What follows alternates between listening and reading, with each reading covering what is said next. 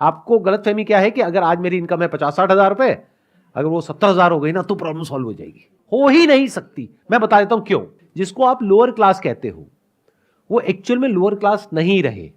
अगर आप उनको ध्यान से देखेंगे, उनके हाथ में कौन सा मोबाइल फोन है। बहुत सारे लोग हैं जिन्होंने अपना घर तक परचेज कर लिया है, जबकि मिडिल क्लास में ऐसे बहुत सारे लोग हैं जिनके पास में अपना घर नहीं है और वो अफोर्ड भी नहीं कर सकते, क्योंकि उनका एक टारगेट है कि मेरे को इस लोकेलिटी में ही चाहिए, कि मैं मिडिल क्लास हूं, मैं यहां कैसे रह सकता हूं।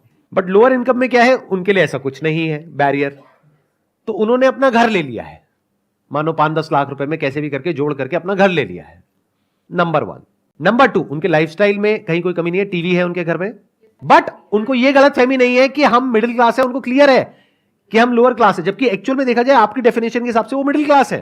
देखना, ध्यान से समझना, जो डेफिनेशन सोसाइटी की है उसके हिसाब से वो एक्चुअल में मिडिल क्लास है, बट उनके माइंड में वो लोअर क्लास में फिट होते हैं, तो वो उसी के हिसाब से चलते हैं। मतलब बच्चे बेस्ट स्कूल में नहीं जाते, गवर्नमेंट स्कूल में जाते हैं।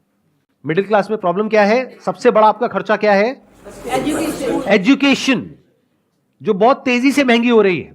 क्योंकि हम क्या कहते हैं, हमको अपने बच्चों की एजुकेशन पे कॉम्प्रोमाइज नहीं करना है, तो हमको बेस्ट स्कूल में बच्चे को कराना है। बेस्ट स्कूल का मतलब क्या है, फीस की अपर लिमिट कोई है ही नहीं, हर साल बढ़ती चली जा रही है।